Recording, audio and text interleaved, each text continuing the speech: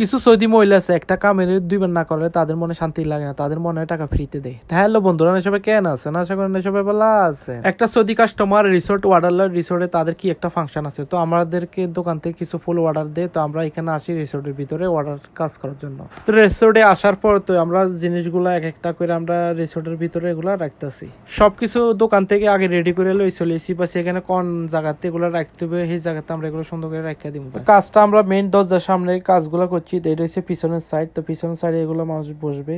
তো DJ speaker এগুলো fit করতে আছে। তো আমি বাইরে আইলাম, বাইরে আওয়ার ফলে বাইরের পরিবেশটাকে এরকম দেখলাম। তো দেখার পর আমি ভিতরে এই মেইন এন্ট্রি গেটটা একটু ভিডিও বানাইলাম। এখানে তেমন কিছু কাজ নাই, তো কাউসার ভাই টুকটাক যা আছে কাজ এগুলো করতেছে। তো আমি বসে বসে কোনো কাজ করতেছি না, একটু এদিক সেদিক করতেছি। তো আমাদের কাজ শেষ। তো আমরা এখন সৌদি কাস্টমার যেটা অর্ডার দিছে এর লেগে অপেক্ষা করতেছি, হে আইলে তার টাকা লই আমরা চলে যাবো।